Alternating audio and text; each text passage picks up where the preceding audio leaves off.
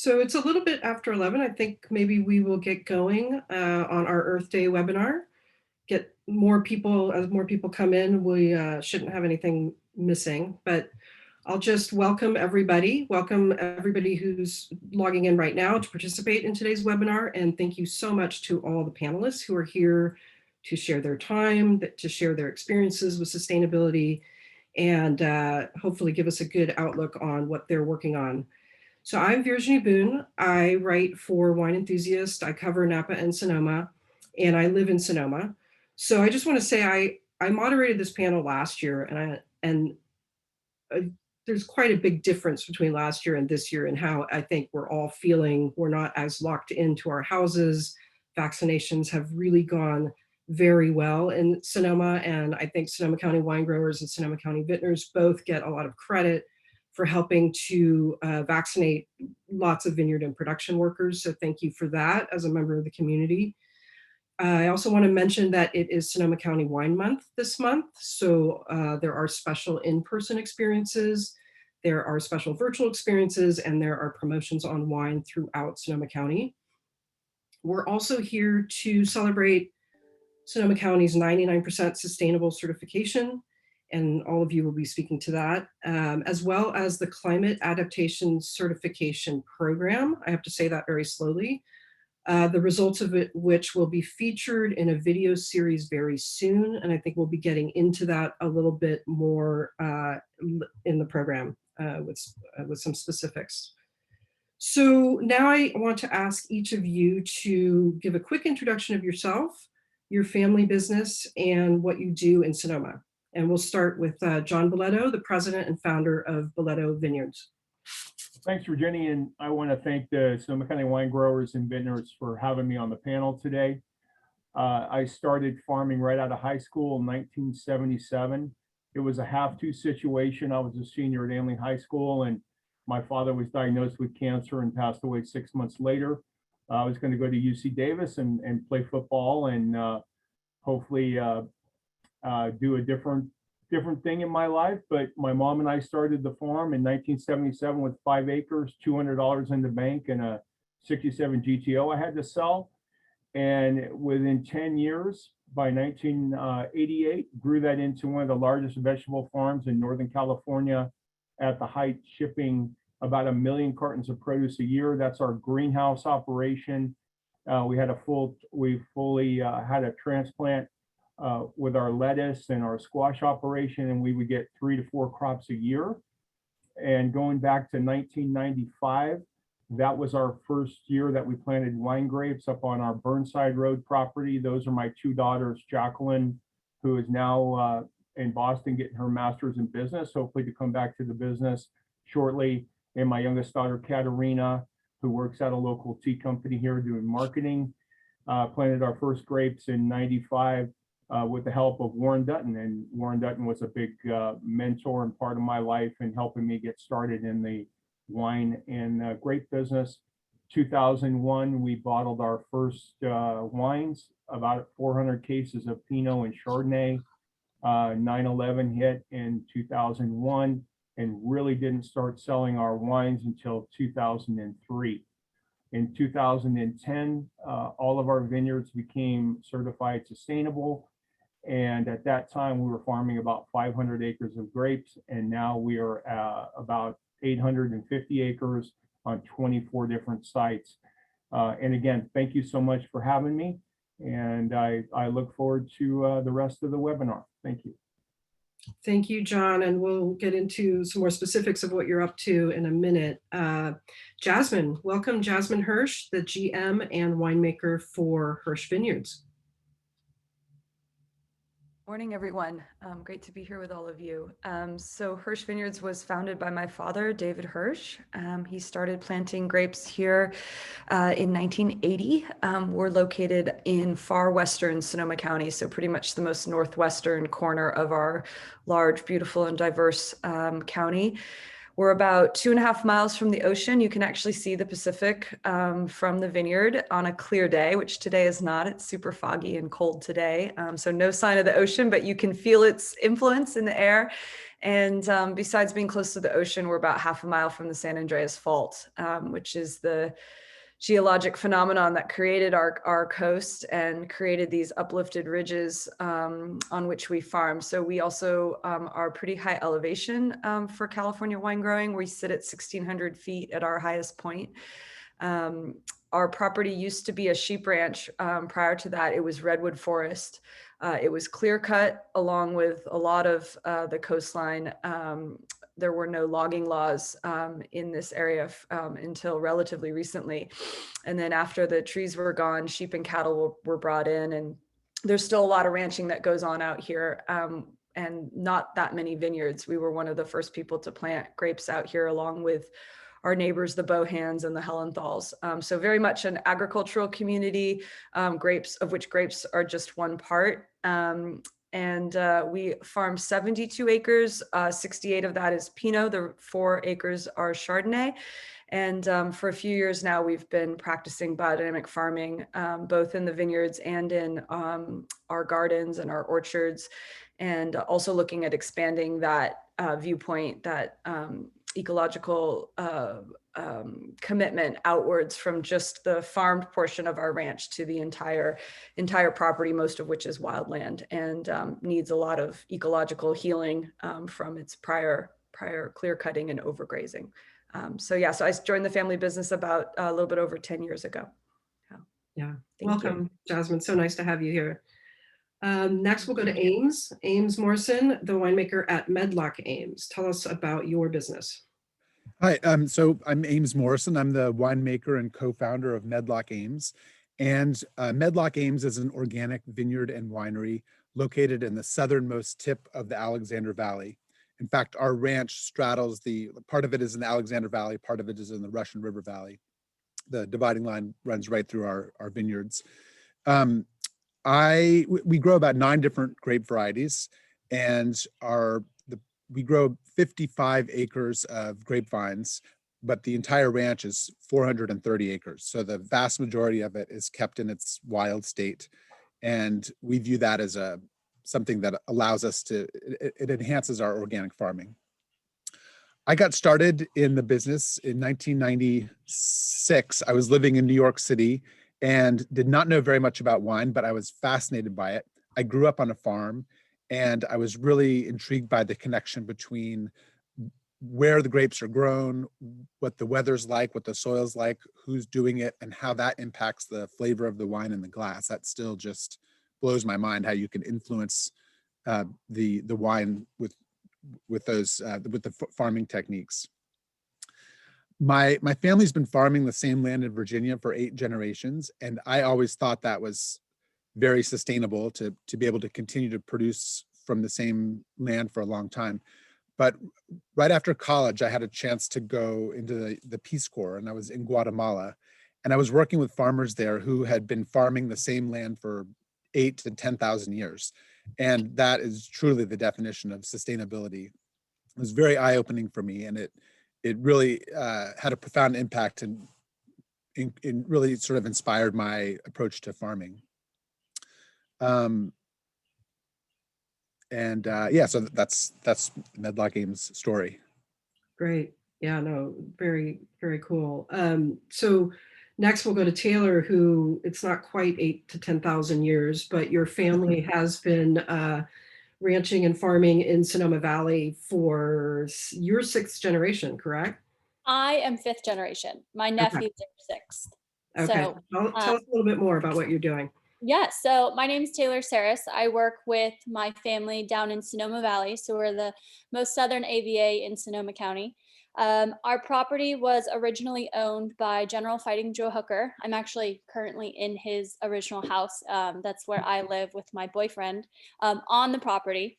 And so it originated his property. He planted grapevines back in the mid 1800s, and then those got ripped out, and we'll kind of go into more of that history, but turned into a row crop operation and a dairy. And then around 1984, I believe, was when the first vineyards were put in by my father, John Saris. So I work here with my 2 brothers and my parents. We have not only wine grapes. We also grow blueberries. We have a commercial cattle operation, a construction company, wine label, and then recently opened a cryotherapy business. So we're kind of diversified on all aspects of life, but we definitely sustainability is extremely important to us, just being a generational family and having the connection with our employees, and of course the climate, and just like Ames was referencing, the importance of the environment and the climate to the wine and the quality of wine. So we're really looking forward to this, and thank you for having me. Yeah, thank you. Thank you for being here. And this is great representation for Sonoma County as well, because we've got Sonoma Valley, we've got Chalk Hill, Alexander Valley, Russian River, and far Sonoma Coast, Fort Ross Seaview. So pretty widespread, as we all know, Sonoma County is. So it's cool that we're going to have different perspectives from where you all sit, literally, probably right now. So John, I want to get started with some questions for you. And I think, did you have some slides that we're going to show at the same time, or shall I just dive into a question? Yeah, it would be great if we could get the slide number 3. Okay. And that just shows a bin of Pinot there. And just I want to talk about sustainability, what it means to us, conserving the land and surrounding areas for future generations while growing a crop year after year by caring for the soil, replenishing the soil, taking care of our riparian corridors, and most of all, a healthy work environment for our employees and family. And can we go to the next slide, please, Natasha? This shows all of our vineyards. We're located in the Russian River Valley, as far west as the Sebastopol Hills, and as far east as over on Barnes Road and Highway 101, 24 different vineyard sites from 1 acre to 180 acres. All of them are certified sustainable. It's so important to us to consider the soil, the climate, and the environment when we're planting a vineyard, growing a vineyard year after year. We have put many practices in place since 2010. In 2010, we had about 12 vineyard sites, now 24. And since we've had everything certified sustainable since 2010 and kept adding on new vineyards, that we've learned so much from the process, just about how cover cropping every year, cultivating every other row in our Sebastopol Hills operation to try to slow down and have zero erosion and zero runoff, caring for the riparian areas on both the areas in Sebastopol Hills and also in our vineyards in the Russian River Valley, and also along the Laguna de Santa Rosa. There's a 60-acre piece of property along the Laguna, about 1.5 mile stretch that borders our ranch that we sold to open space in 2005. And it's permanently protected forever. Just a great place for wildlife, and then also growing our grapes close to that, and just being very careful on how we farm that. Next slide, please.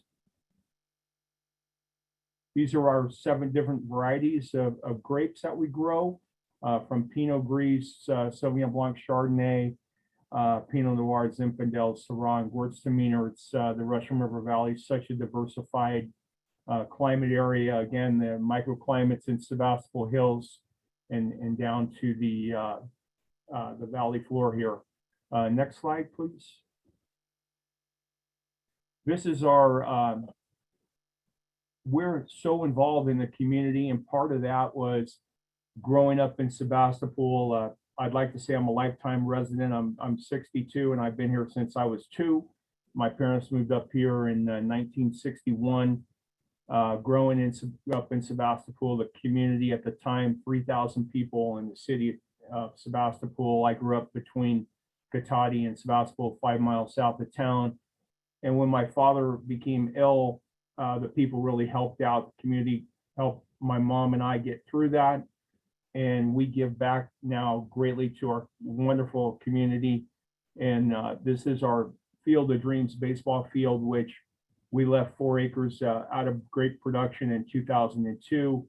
And with the help of our workers, and we supplied everything else, we put in a regulation hardball baseball field that our employees get to use. They practice Tuesdays, Thursdays, and play on Sundays, and are in a league with other teams from Marin County and Napa County.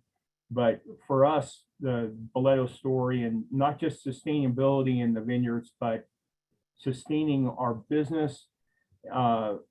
We need to have a strong business in order to be able to keep people employed with benefits and paychecks and things like that.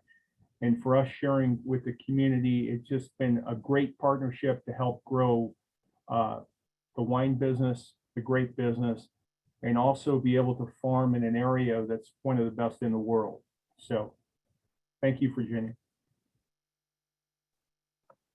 So Virginie actually dropped off. She's having some Zoom issues. Hi, everyone. Carissa Cruz with the Sonoma County Winegrowers. So I'm going to jump in just for a couple minutes while we wait for her to get back in, and going to move the conversation on. I'm trying to grab the moderator guide, but I'm going to head over to Jasmine, if that's okay, and talk to you a little bit about sustainability and your history with that. Yeah, hi. And I see Virginie's question, so I'm happy to just answer that one. Let's do it. That's great. Great, awesome. So she was asking, a big part of sustainability is working with what Mother Nature has given us and how we can give back to our environment. How does Hirsch incorporate this into growing grapes and making wines that speak to the terroir and local ecosystem of Sonoma County? So I think that the simple answer to that is that we have to accept that the wines that we can make, the kind of grapes that we can grow, and the wines that we can make is determined not by us and our egos, but rather by Mother Nature. We first started to think in that way from a kind of Burgundian perspective, in the sense that we want to make Pinot Noirs that express place, that express terroir. And my father, one of the things that he's always said to me, especially early on when I started working for him, was, if you have a question, ask the site. And he meant that both in terms of, what kinds of wines we should be making, but also everything, marketing and how we take care of each other and how we live and how we sell the wines and so on and so forth. So for us, site was always first. And that helped us, realize that there was a certain style of wines that was going to help us, help the site to come through more, and so on and so forth. So we sort of started from that point of view because of our focus on making wines of place. As we see the climate changing and just, being on the extreme Sonoma coast, we have, a lot of, my dad likes to say, we don't have climate, we have weather. And it can be really challenging to farm out here, even apart from the challenges that we're starting to see from climate change. And so embracing vintage variation, which may seem like a strange thing to do, but if you look to the great wine regions of the world, they often are on the margins, right? And I think out here on the Sonoma coast, it is a pretty marginal farming area. And so embracing what the vintage is giving us. So for example, we had a really warm vintage in 2017 for us out here on the coast. It was warm, and saying, okay, we want to preserve natural acidity. We want to make low intervention wines, and that means we need to pick a little bit earlier than we would normally like to in order to do that. And so the kind of wines that we made in 17 were as much driven by the climate as they were by our style goals. And then, Mother Nature can turn around and be super generous in a vintage like 2018 and give us exactly the conditions that we want and a nice slow harvest. And so, you have to kind of, have that bigger picture, I would say. And, we are a Pinot Noir vineyard here, and we're in a Pinot Noir region. That's what we're known for.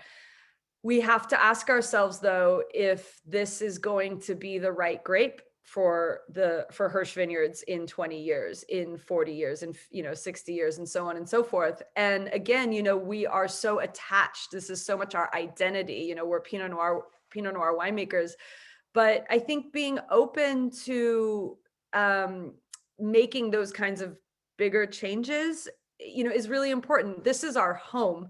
This is not our business first, it's our home first, and it's our way of life, and we want to be able to farm and live here and make wine and take care of the land. And if that means letting go of your identity as a Pinot Noir winemaker and maybe becoming a Syrah winemaker or something like that, I mean, we have to be open to that. And we don't, we get to decide as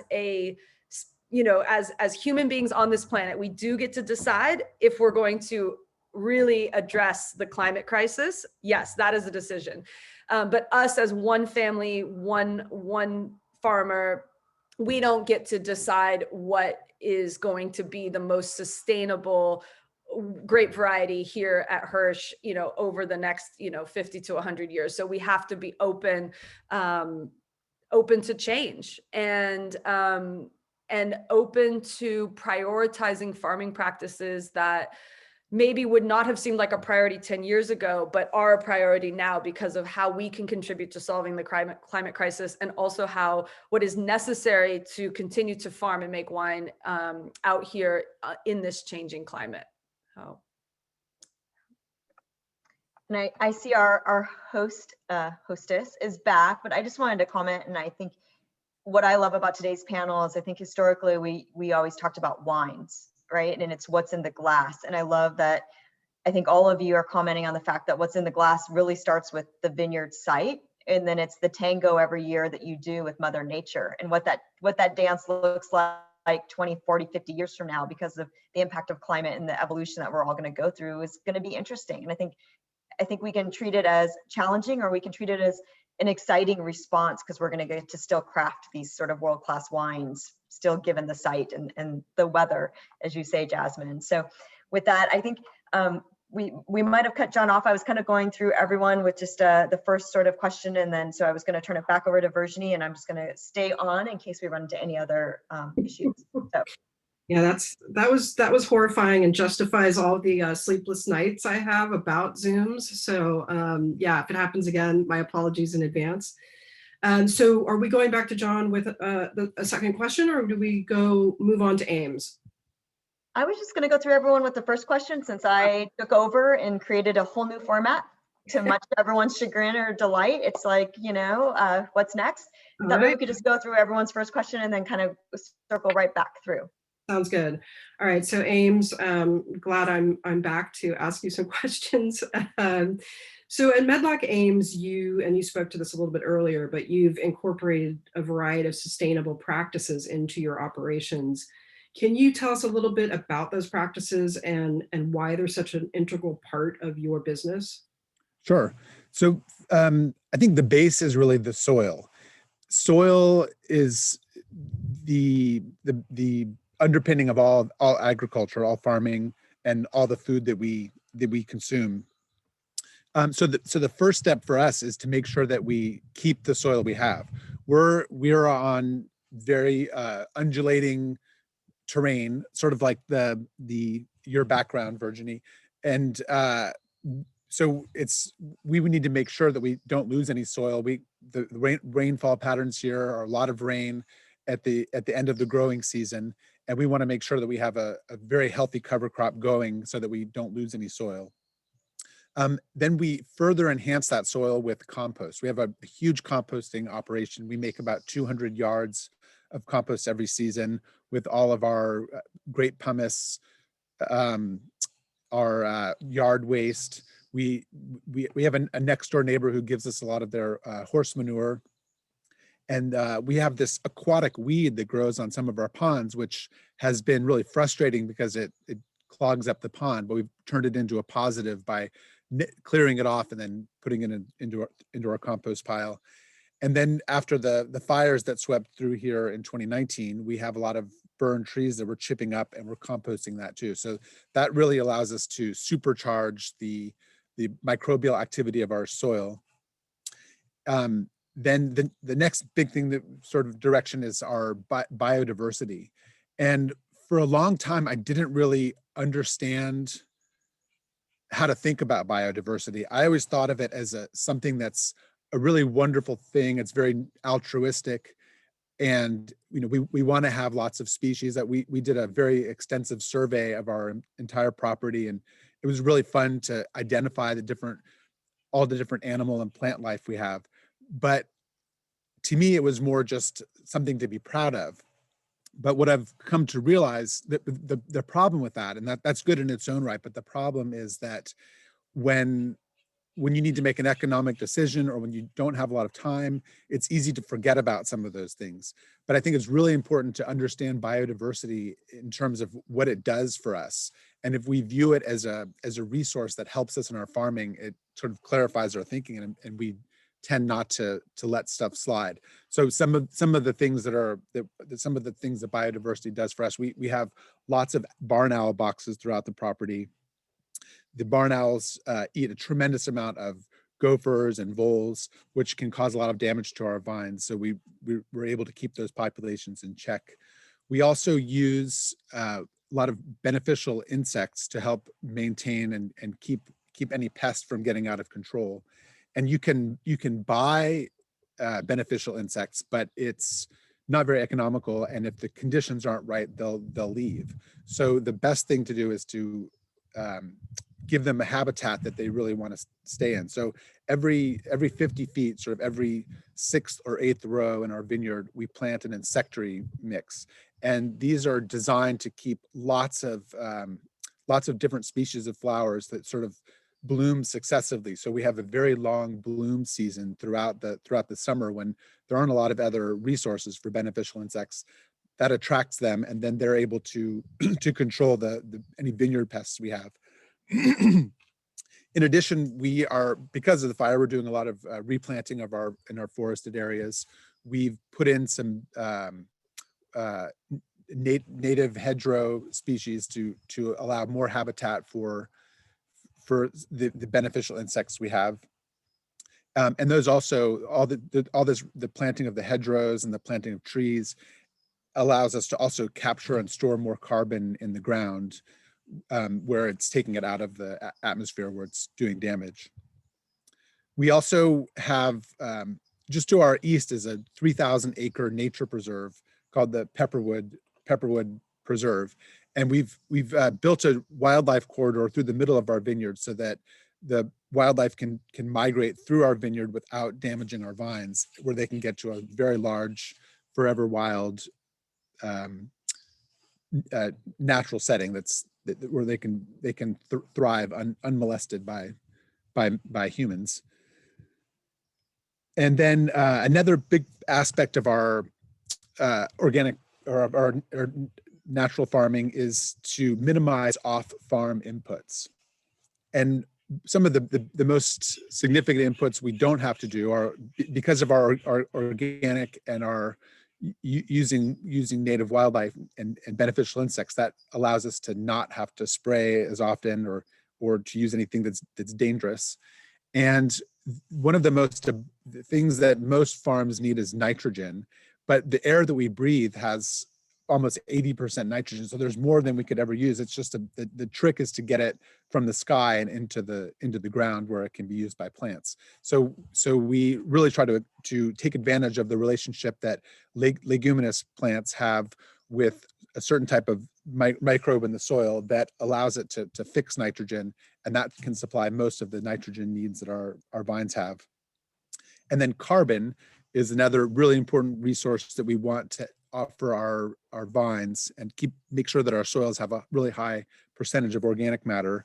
And using plants, trying to minimize our tillage allows us to provide more carbon in the ground where it's useful and take it out of the sky where it's damaging. We also use solar panels to power our winery and a lot of our buildings. And then another really important sustainable resource for us is the people that we work with. We really want to empower them to make decisions and sort of choose their own way to be sustainable within our business. And we have sort of a diverse agricultural mix of crops, so that in addition to the wine, we grow olives to make olive oil. We have a really large organic garden, and that allows us to sort of extend the season for our vineyard crew, so we can keep a more permanent, longer term workforce. So we have people that have been here for 20 years, and so they really understand the vineyard really well. And that is sort of a big advantage for us. Great.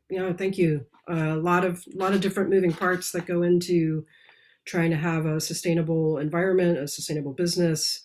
With Taylor, we'll move to you for a question sort of along those lines. I mean, it feels like so many people in agriculture and viticulture, the business has to work, or you can't keep that piece of property in agriculture. How does your family and how do you think about sustainability in terms of keeping your land in ag? Yes. So sustainability is obviously extremely important to my family. Being fifth generation, just like Ames was mentioning as well, having employees that work, that have worked for your family for many years. So what I'm going to do is actually share my screen and do a quick PowerPoint.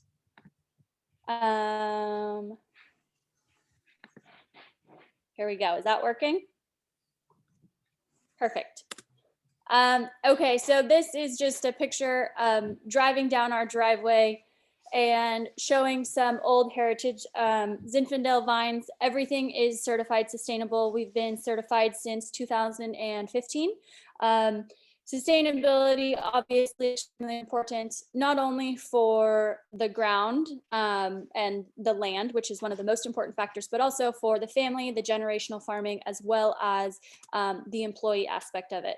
This is a picture of my grandfather on the side of a tractor pulling out the vines that Fighting Joe Hooker had planted back in the early 1800s, along with Franklin Watrous, who was the previous owner before the Sarrises. My little side note, my grandfather at 3 years old changed his name to Franklin Watrous Sarris because he was so infatuated with Franklin Watrous. So just kind of showing agriculture has been, it's in our blood. We are tried and true farmers, ranchers, and it doesn't always necessarily need to be vines. It is whatever is best for that time.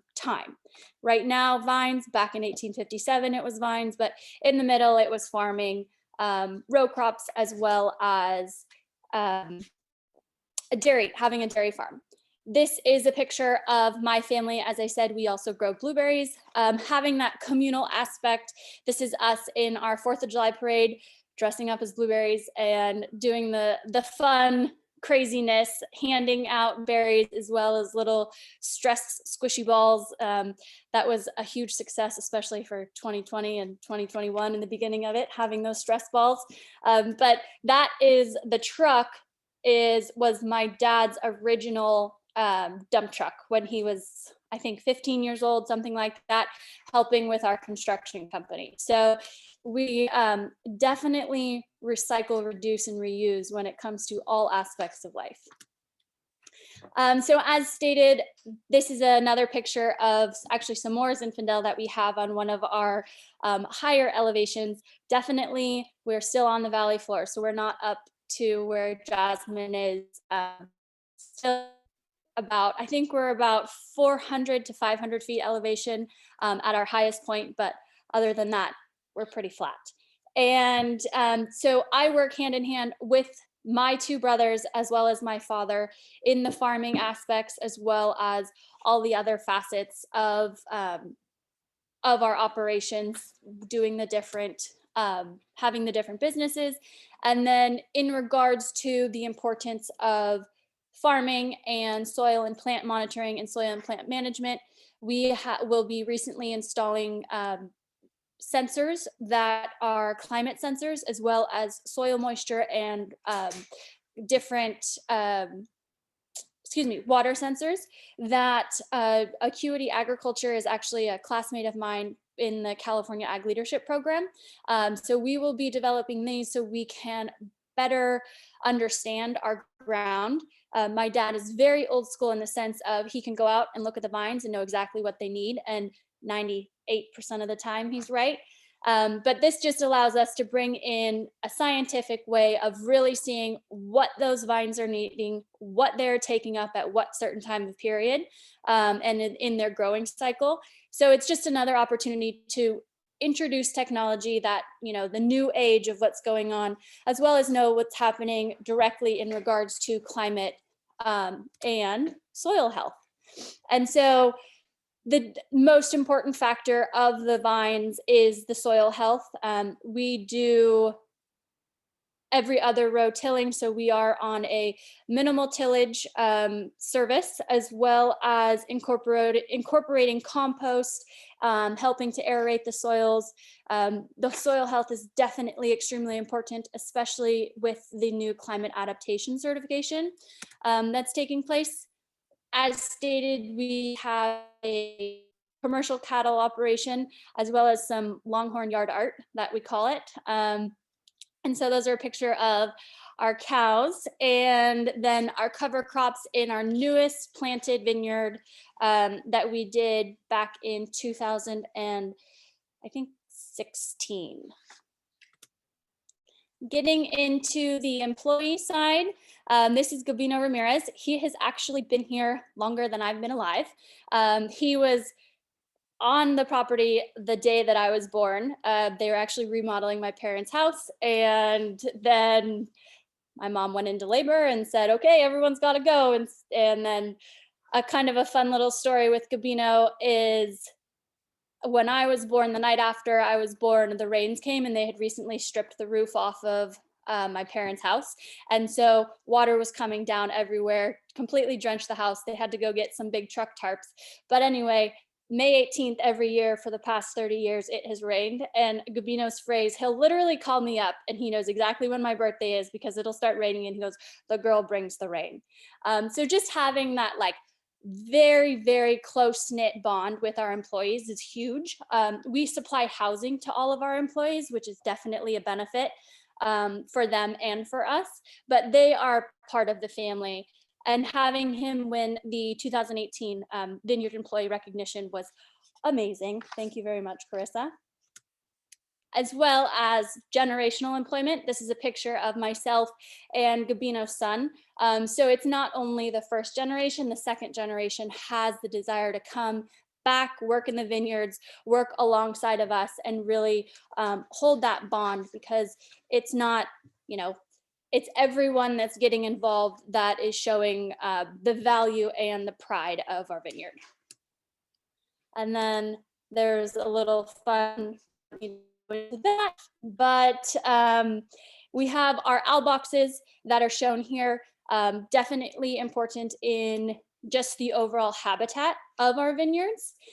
We have, like I said, owl boxes for rodent control, definitely helpful in the more sustainable practices, so we don't have to use other forms of rodent control, as well as the sustainability logo. We recently joined our two commodities that we grow, our blueberries and wine grapes. And so the image on the left is our newest venture that we're doing. It's a carbonated blueberry Aleatico rosé with the Sonoma County Sustainable Seal on it, as well as our red wine that we just recently bottled. And that is will also have the Sonoma County Sustainable Seal as well. So just to close, in the end, we are farmers and ranchers, and I think that kind of holds true to the importance of sustainability and how we really value our land, as well as making sure that we're not putting anything on our property, in our ground, that will hurt the futures to come. Thank you, Taylor. I think you need to have a few more birthdays a year so that we can get a little bit more rain. That would be, I know, right? Yeah, that'd be helpful. And I also did want to encourage the audience to feel free to use the Q&A to post some questions that we will get to at the end of the webinar. I see one right now. We'll just wait till we get through sort of our conversation. So I want to go back to John. Taylor was talking about the Sonoma County Sustainable Wine Label and making that decision to add it to a few of their products. I know you've recently added that to your wine label. How is that helping you connect to consumers? Well, it's a great thing, and I've been on the grape board for 10 years and was a founding board member, and also helping Carissa when she launched this 100% sustainable for Sonoma County. And when she announced that and we obtained almost 99% within 5 years, what a great thing. And it's not just for marketing our wine, but it's also the connection to the consumer, the connection to the community and everything else. But when we're hand selling our wine on our tasting room patio in our wine club, we can explain the story that what we're doing here in Sonoma County is just an amazing thing. And when you're certified sustainable, it just makes you do things better. It makes you look at your costs. It makes you look at your energy consumption. It makes you look at how many times you go over the ground. And you can explain that to the consumer, because we're all here on the planet and we need to work together to sustain the planet forever and ever. And that's a big deal. And we have taught our sales staff and our staff also on the tasting room and our wholesale sales staff of our story, not just for Boleto Vineyards, but also for Sonoma County and everything we're trying to do with the soil, the water, the climate, the environment, to be able to not only produce a world-class wine, but also sustain that for many generations to come. So very important to our family and our team here, and also to the county. And it helps us market our wine and gets it across the country and also to other parts of the world. So we want to thank Carissa and her team for putting that forward, because it was a tough goal, and we're so close to 100%. It's just amazing. So thank you. Yeah, I think you need to figure out that last 1% so that you can just, be 100%, and we can start telling that story. But yeah, thank you for that. I think that was helpful. And, it's always interesting piece of like, what do consumers resonate with, and how can we better communicate what sustainability means in Sonoma County specifically, and get into, and sort of figure out what consumers want to know. Like, and you all know your consumers best, but I imagine some care about pesticides or chemical use, some care about labor, some care about, other aspects of sustainability. And so I think the different ways that we can tell that are probably the more effective we'll be. Yeah, and for us as a company, as a family that's been here, again, over 60 years in Sonoma County, I can honestly say that in 2020, during the pandemic, we did not lay anybody off in our company. We kept everybody working.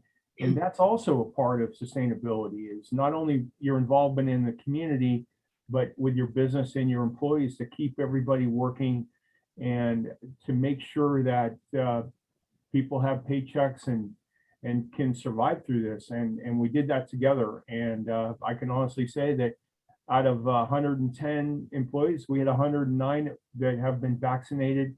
Again, I want to thank Carissa, Tony Tasconi, and the Farm Bureau and Grape Growers, and also the West County Health Labs for making all that happen for thousands of farm workers, and not only just farm workers, but the staff and everything in the vineyards, because what a great community deal that is to get that done so we can all stay healthy and keep going. And getting through that in the fires in 2020 was a tremendous, not only it was a tremendous task, but we also have to be patting ourselves on the back that we got through that. And that's a big deal.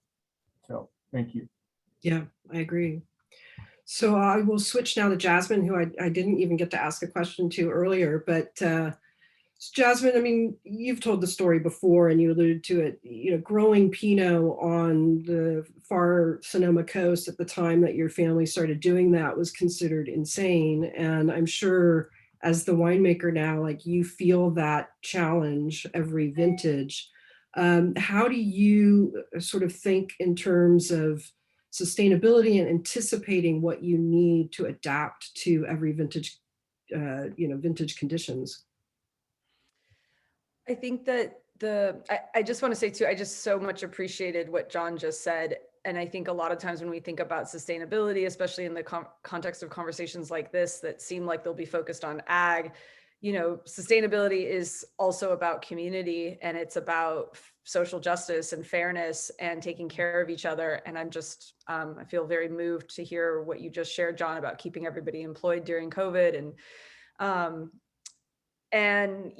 I also just will add too that, being able to telegraph our values around these kinds of things, care for the land, care for our people, is such a important message to get to consumers of our wines and of wine in general, that you can perpetuate your values around the environment, around climate, around community through the kind of wines that you buy. And I think it's so wonderful that Sonoma County is promoting these kinds of conversations and encouraging local growers to to really step up and be leaders, be a region of leaders.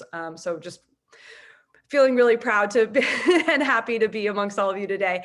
And to your question, Virginie, I took over the winemaking 2 years ago. So I feel like I have so much to learn. And I've been working in the vineyards for more vintages than that, and still remain, in awe of how the plants do adapt and do,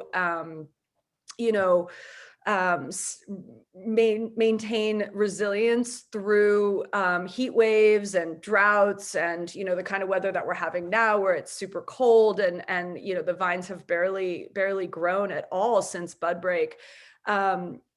That resilience is something that we can foster in our plants and in our farms. And we've, settled on biodynamics as our approach to that. I don't think it's the only way by any means. There's so many incredible systems of farming and approaches to ecological health in vineyards. And I see so many of those practices happening around Sonoma County, from organics to regenerative ag, biodynamics. One of the principles of our type of farming is to increase soil health, with the idea that the immune system of the farm lives in the soil. And just like with ourselves, if we take good care of ourselves, we're not going to get sick as easily. So we look at soil health and as being a foundation for plant health. And if we can improve the soil, then our plants are going to be less subject to the vagaries of vintage. They're going to be less subject to the vagaries of climate change. Now, of course, that's within reason, right? And I think what we're all seeing is that climate change is accelerating a lot faster than we thought it was going to. So we have, there might be things that our current plantings cannot overcome. And then we have to think about, in the words of Steve Mathiasen, how do we plant the vineyards of the future? The vineyards that are going to be even more resilient than our vineyards are now, that are going to require less water, and be able to ripen and produce, the kind of wines that we want to make in the climate of the future. So, I think from in the current, with our current plantings and the way that we look to vintage is again, increased soil health, increased plant health. We've seen, for example, that we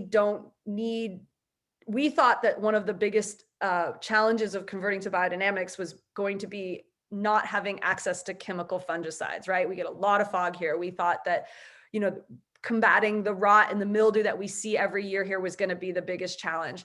It's actually turned out to not be as big of a challenge as we thought, because the plants are stronger from the type of farming that we do. And in addition, we've always been, like everybody here on this panel, incredibly focused on canopy management, which is just good viticulture, right? And so being, living here, all of our crew lives here, we can respond day to day to the changing weather. We can actually make adjustments in our viticultural practices so that we really don't miss having the chemical fungicides. That's actually turned out to not be as big of a challenge as we thought, again, because of just this improved plant health and improved farmer awareness and just increased focus on just good viticultural practices. Mm-hmm. No, it's great perspective, and I love your comment about a community of leaders, and I think you're completely right. And what I love about this panel and so many people in Sonoma County is it's not just that you've got to keep grapes in the ground. You all have products that you need to market and achieve a certain level of quality that you want to achieve. And so it's a complex scenario, I would think, because it's not just good farming, it's what is that going to lead to? Because if it doesn't lead to people enjoying the wine and being willing to pay for the wine, then that agriculture doesn't make sense. So we all sort of have to be, of many minds, I think, when it comes to sustainability. So that kind of leads me into my next question for Ames, which is, can you make the case that sustainably farmed grapes make a higher quality wine? How have you been communicating that, and how do you see that? I love this question. I've heard it phrased differently about organic farming, but I've never heard it specifically about sustainable farming, and so I want to address that. For the longest time, I didn't think that you could taste the difference. Just that was my theory. And the science geek in me wants to set up a trial where you have part of the vineyard is managed one way and parts managed the other. But on our terrain, it's really hard to do that. It's really hard to find a uniform block where you can split that up. But I think in a roundabout way, it does make a difference in the quality of the wine, because sustainable growers don't have access to this arsenal of chemicals that they can apply to any problem. They have to be much more vigilant and understand and know their vines much better. They have to be in the vineyard more often, walking the rows, being able to identify a problem when it's much earlier. And that extra attention that they're giving the vineyard just to keep it from having a pest problem translates into better understanding of the vines, understanding the different flavors you get from different areas. So I think that it does, it's sort of in this roundabout way. But more recently, I've also come to wonder, I've read a lot about the vines have this, or all plants form relationships with mycorrhizae, a type of soil fungus that it's this beautiful bargain that they strike. The plants generate 30 to 40% more carbon, more carbohydrate than they need for their own growth. And they pump that extra carbohydrate or sugar through their roots, and it feeds this soil fungus. And the soil fungus grows this long tube and greatly extending the roots of the plant, or the vine in this case. And those fungal hyphae, or these tubes, go around and search out what the vine needs, different minerals that the vine is lacking. And then it uses this extra carbohydrate to generate enzymes that break down this mineral and then transports it back into the plant, or into the vine. And so when we talk about minerality in wine, I think that's what we're tasting. We're tasting this dissolved minerals that these soil fungi are going out and bringing it back to the vine.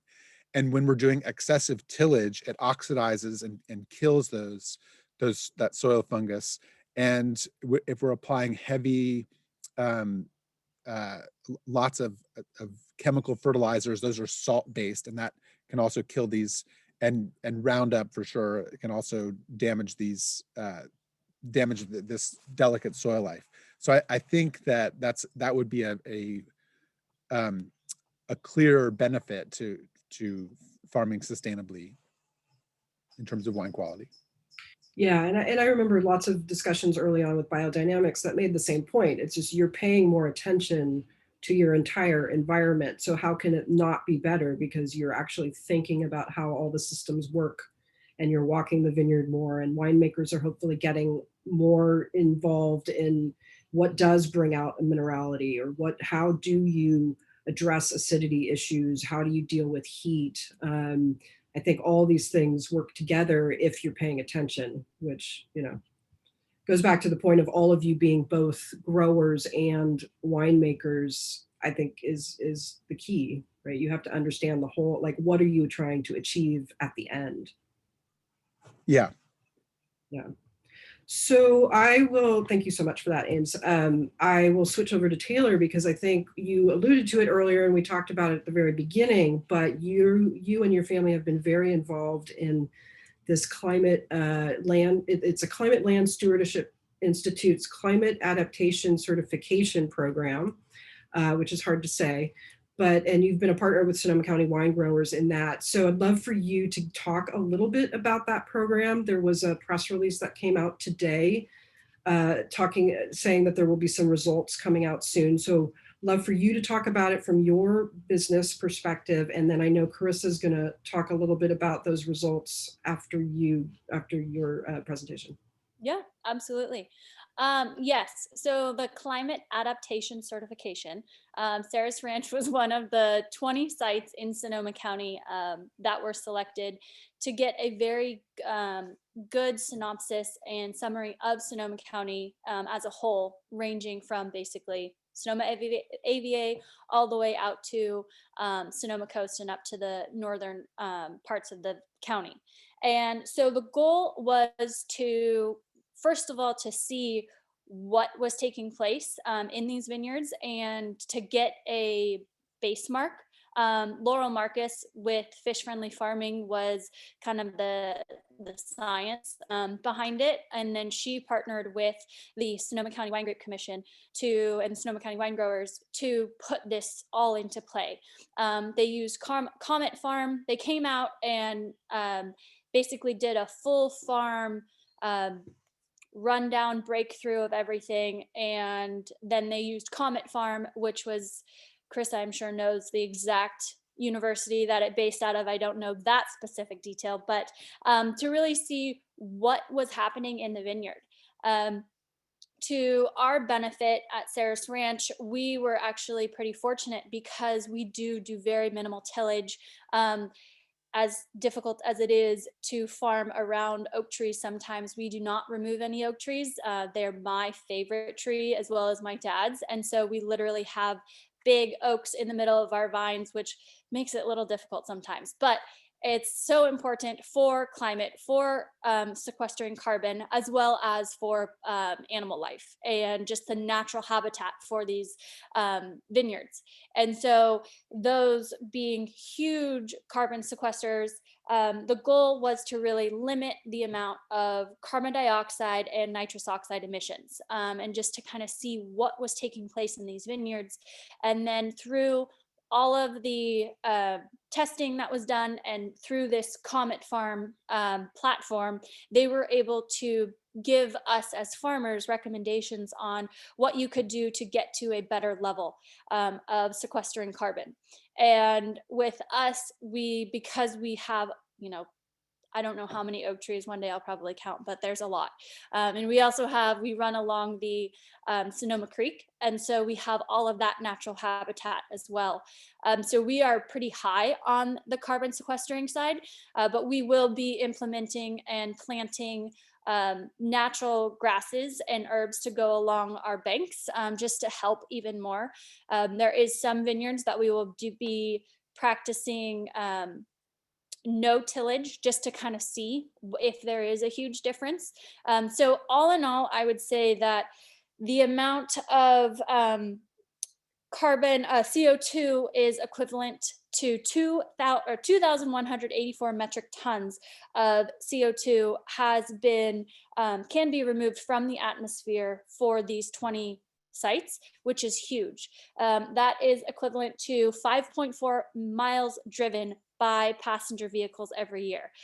So those are little tidbits from the press release, but those are huge numbers just to kind of put it into real life terms. So I think what we realized with this whole climate adaptation certification is that grapevines and vineyards are very good helpers in regards to sequestering carbon. And we really need to focus, in my opinion, on how we can become even better. Because let's face it, climate change is happening. And we need to make sure that we are at the forefront as far as, instead of being reactive, we're being proactive in the best forms of keeping our climate healthy, keeping Mother Nature happy, because let's be honest, in the end, she always wins. So I think that's kind of the synopsis on it for the climate adaptation certification. Kind of a tongue twister. And so just with that, in regards to our farming, we're really happy with the outcome. We're looking forward to planting these new brushes and grasses along our waterways, and that's pretty much it. No, it's great. Thank you for that. And so I do want to hand it over to Carissa to get a little bit more in detail about both what the program is from your viewpoint, how many, 20 people participated. Sonoma County is the only place that this has happened so far. So tell us more, because it seems like a pretty in-depth level of data. Yeah, it's a pretty exciting program, and I think it first and foremost, it just acknowledges the critical role agriculture currently plays and will continue to play in supporting sort of climate adaptation and sequestering carbon in the future. So, I mean, if you think about something that's been paved over, there's literally no opportunity to sequester carbon there. So I think, more and more, I think there's going to be an appreciation for our farmers and ag land and open space around California and the country and the world, and its unique role and how it can help. And so coming off of our leadership in sustainability, we had a great partnership with the California Land Stewardship Institute. Laura Marcus, as Taylor had mentioned, who runs that program, came to us and said, we'd love to pilot this new climate adaptation certification in Sonoma County. So if you think about sustainability, looking at everything you sort of do, like an entire ecosystem on your vineyard, in your business, and with employees and community, climate actually starts to narrow and says, what are those practices that either intersect or solely lead to greenhouse gas emissions or carbon sequestration? And then how do we minimize the emissions and optimize the sequestration? And what are those interactions? And what we sort of are realizing is that, and I think maybe it's not a surprise, but it's really custom solutions that need to happen. I think we talk about climate change as such a global, overwhelming issue, and it is, but thinking about what we can do for it actually becomes a much more bite-sized when you think about it locally and custom. And so for us, the pilot was exciting because we literally worked with growers that had different climate exposures, different soil types, different topography, because we're realizing too that all of those things play a role in what sort of you can do. And also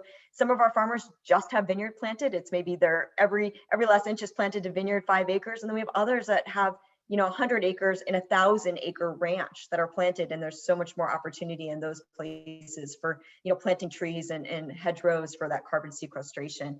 So what we tried to do with this pilot is try to pick enough different scenarios, and then Laurel Marcus and her team, the scientists, came in and they did a background, a history of the ranch, because carbon sequestration and greenhouse gas emission isn't a moment in time. It's 5 years, 10 years where you can actually start to measure the actual progress in the soil. So it looked at kind of the history of these different ranches and then created through the Comet Farm, as Taylor mentioned, and a nitrogen budget and other sort of modeling what those different scenarios were that our farmers, based on that ranch, based on the history, based on the practices, could do to sort of optimize that sort of balance of sequestration, carbon sequestration. So as Taylor mentioned, we got pretty great results from the 20 pilot partners, the equivalent over 2,100 metric tons of CO2, which I'm always like, what does that even look like? What does that mean? So like, you can't see it, you can't see sequestration. So we talked about, there's this great little calculator, and, as we mentioned, it's the equivalent of, fueling 370 homes for an entire year.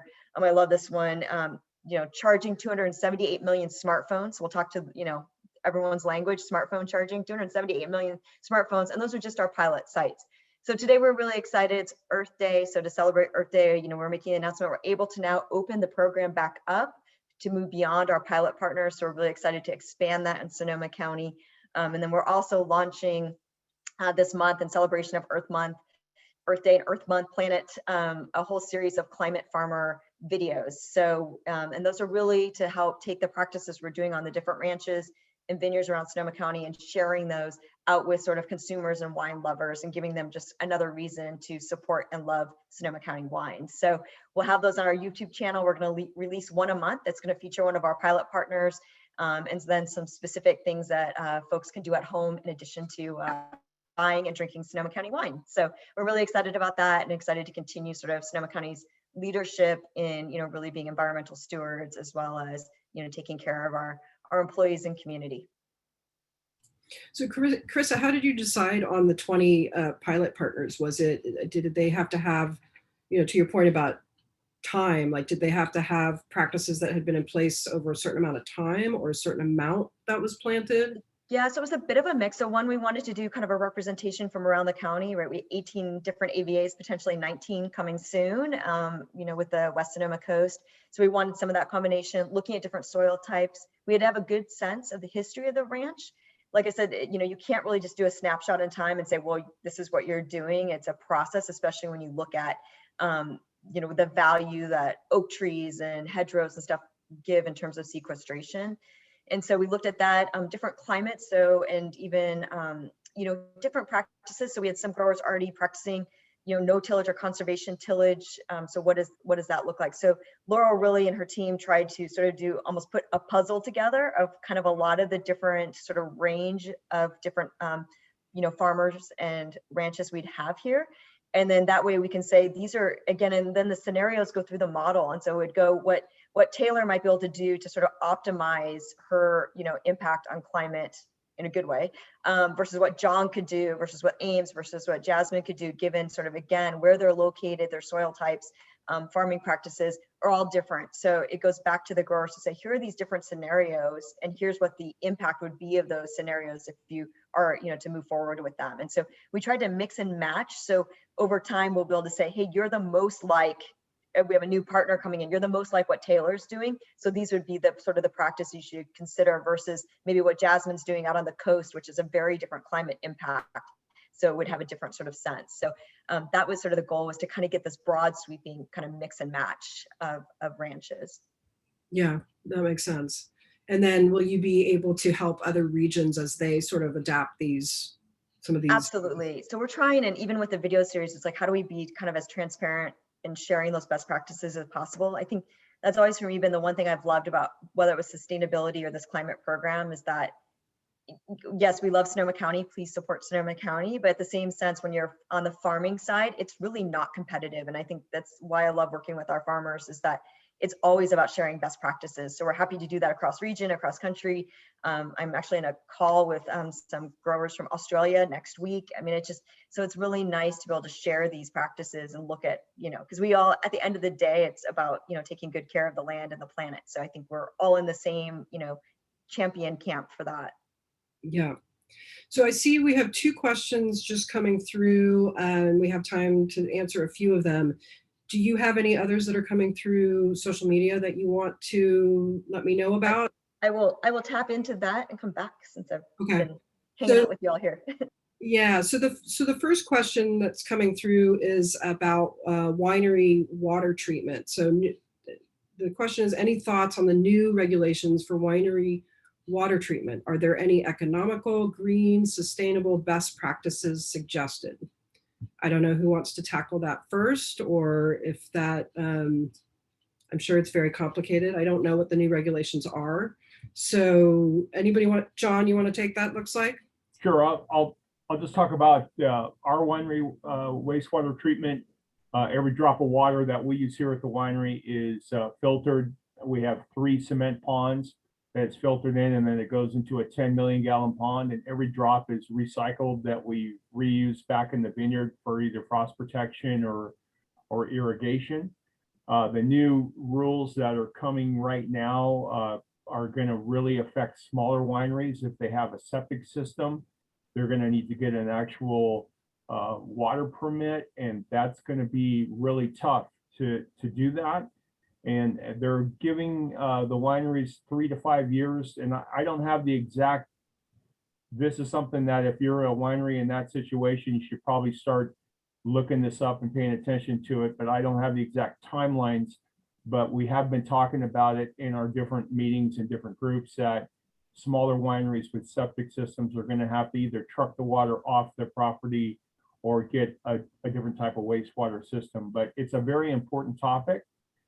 Again, for us, we put in a system 22 years ago that would basically handle a large amount of wastewater. We only use about 1/3 of that capacity right now at our winery.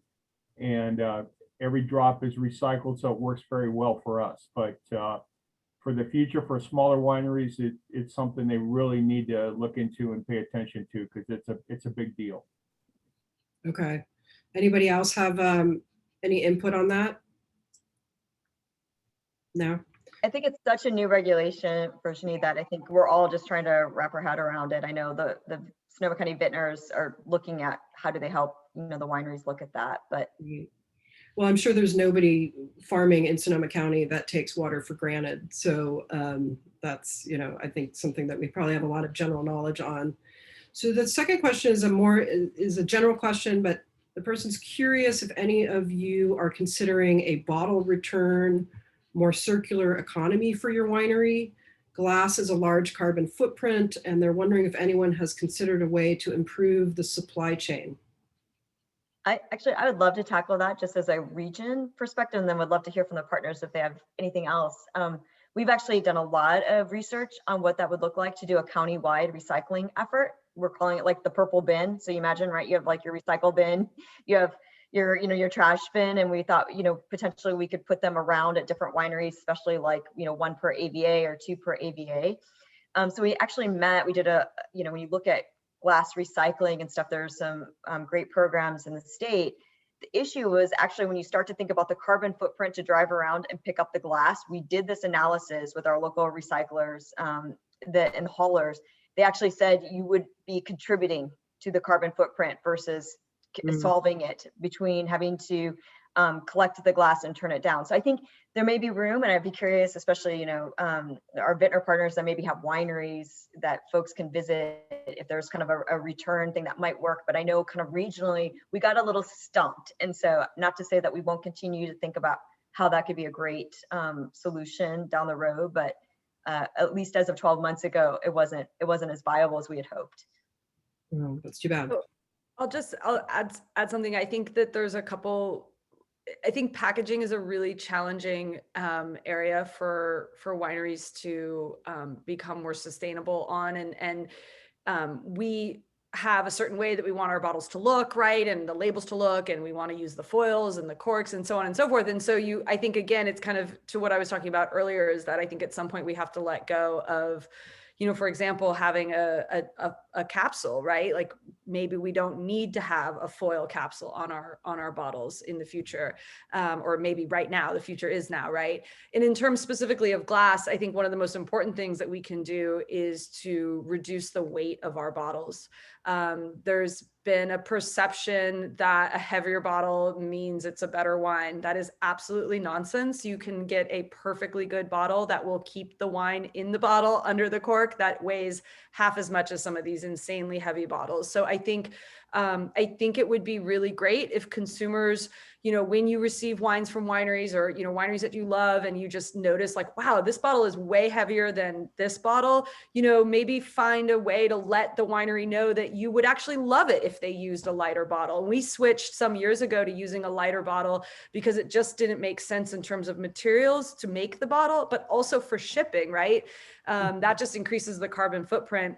And I think it's just an ego thing that a winemaker thinks that the bottle should be really, really heavy. And so if consumers can start to recognize that that's not part of producing a quality wine, and in fact, it's a negative from a climate perspective and a resource use perspective, and can maybe just start to kindly and gently say to the wineries that they love, like, hey, you don't need to do that for me. Like, and if we start to hear that as an industry, I think there could be a movement away from those really heavy bottles. That's a great place to start. And then also just to look at where your glass is coming from.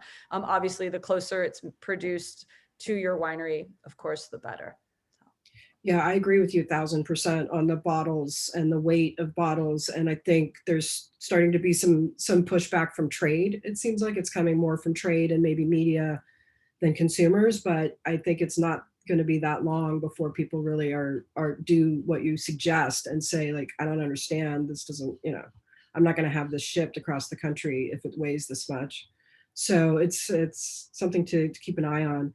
Along those lines, another question was about traditional corks, screw caps, glass corks. What does everyone recommend as most sustainable I don't know if Jasmine, you want to take that as well, or if somebody else has an opinion. I know, John, you do both screw cap and cork, so I think it probably just depends on the wine sometimes.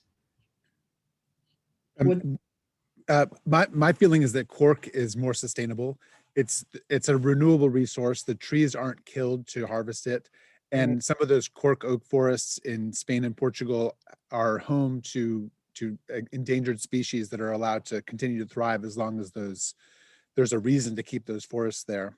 And then once the cork has been used, it can be ground up and it can be recycled, it can be turned into flooring, or it can be composted. So I think and whereas aluminum is a more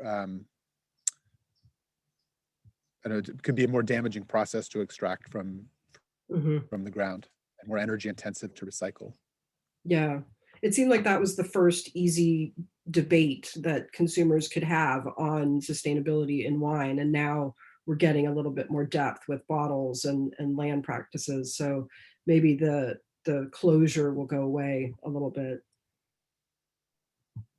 So we did have a question from Twitter just asking if folks that are part of the panel have seen consumers care more or ask more about sustainability or their practices over the last couple of years. Has that actually changed?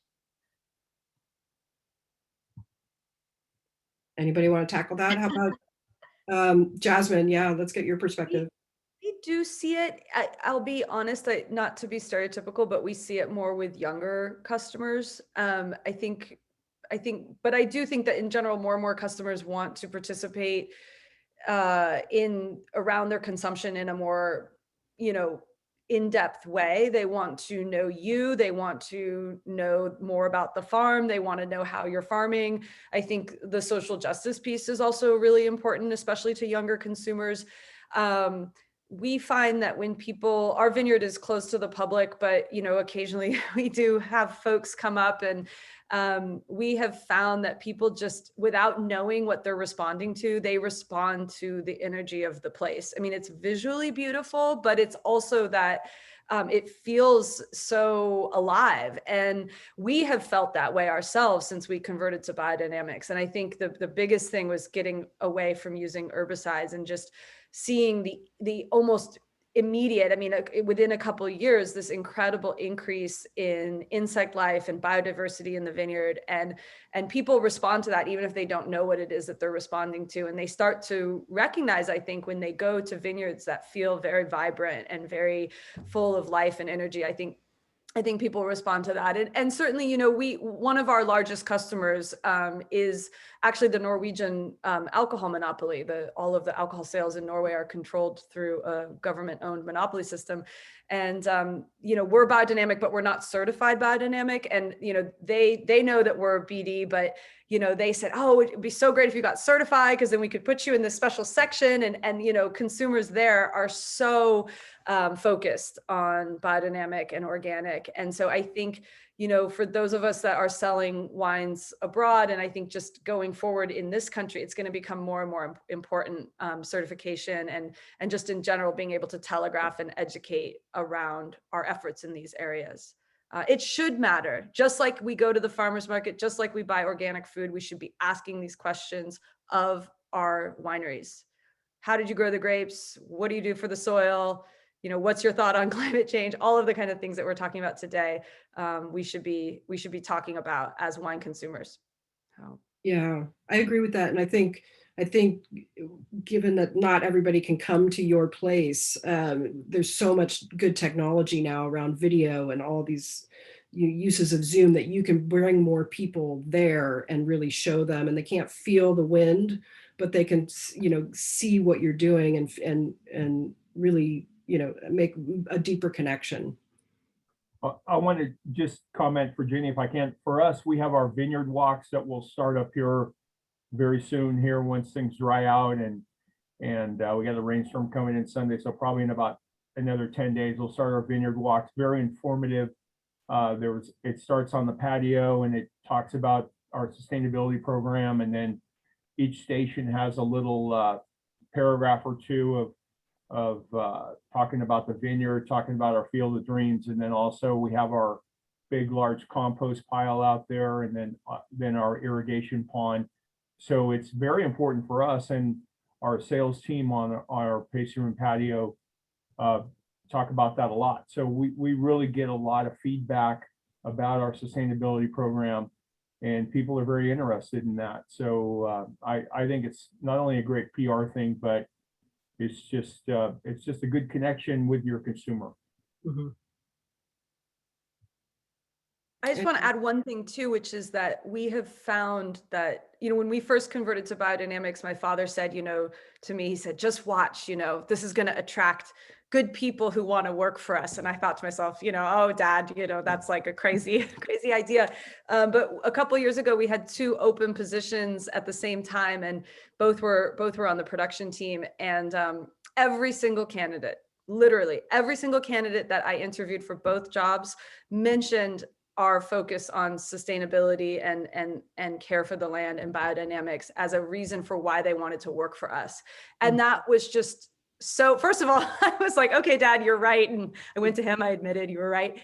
But also just, this is such an incredible industry. And if we want to continue attracting, we have so many great young folks coming to work in the industry, but if we want to continue to attract that, we need to be leaders in these areas that are so important to the younger generations and should be important to all of us, but especially are important for young folks. Yeah, no, totally right. I mean, where you want to work that's a big, it matter. Your values matter there, I think, increasingly. So it's an interesting perspective. Anybody else? Do we have any other questions, Carissa? Are we ready to wrap up? Well, I was going to say that was kind of a fun, positive one. There was a question in the Q&A that just sort of talked about if there's anything prep you've done given the impending drought, or I guess it's not impending, given the drought, and also the fact that we're headed into wildfire season. So I don't know if there's any sort of tips on that, and then maybe we can.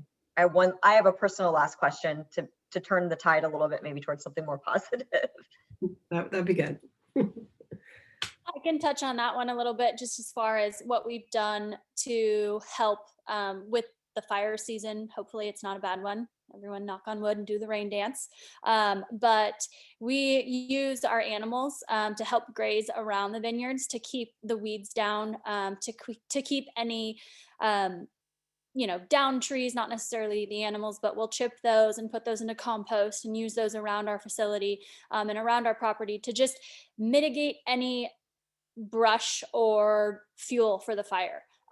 We have been fortunate enough, we have a construction company, so we have water trucks and dozers that we actually put on the fires the past 4 years.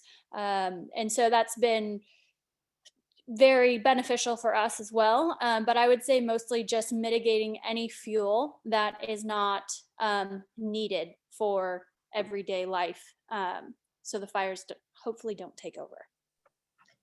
Yeah, and I would just add, the sustainability commitment all of these folks and the other growers in the county have made. I mean, that touches on almost 30 sort of best practices in water management, so in water quality. So I think, and we're very fortunate that grapes, premium grapes actually do well with deficit irrigation. That's part of sort of controlling quality. And so I think, we're very fortunate that our wine grapes don't take a lot of water to begin with, and we have so many great conservation practices already in place that they're all adhering to. So I think if there's any group of farmers that are well prepared for a drought situation, it's certainly our local wine grape growers and vintners. So, but then I just have a fun question, and only because I get so excited about it. So I don't know all of you, but any fun traditions that you do when bud break happens and it's like the start of the new season? I mean, it's such a visual final like announcement that we're in the next vintage. So is there anything fun you do, or?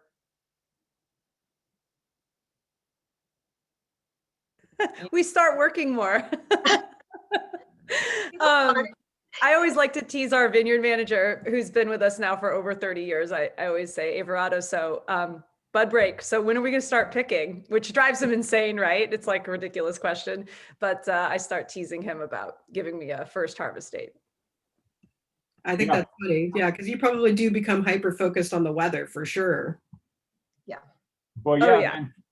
Then frost protection starts. So now your alarm's going off at 1 a.m. to frost protect. So So, But, so you're so yeah. excited you're getting up in the middle of the night? Is that what I'm hearing, John? That's how I'm going to translate that. Is you're just so excited you want to go visit your vines in the middle of the night. There you go.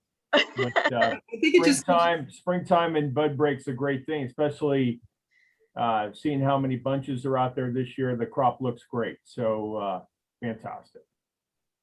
I think it gives them a legit excuse to be out there, right? So I think it's certainly after the last year that we had, it was a sign of hope to me just to start seeing a new season. I mean, I think that's one of the many beauties of the wine world is that it starts again every year. New beginnings. Yeah. Don't blink because then it'll be over really soon. Right, totally. So anything else or should we? I think that's good. We're just right at kind of time. So I think, Right. yeah, everyone did a great job. Thank you so much. Well, I want to thank all of you, Taylor, John, Jasmine, and Ames, and of course, Carissa for hosting. I always learn a lot. I get really inspired by you all. And so I really thank you for your time. And thank you, Virginie, for joining us and for being such a big supporter of Sonoma County and all of our wines and our growers here. We love having you in our backyard. So thanks for that. I love being here. So goodbye, everyone. Good luck. And Bye. hope to see you all soon. Bye. Thank you. Thank you. Thank you, everyone.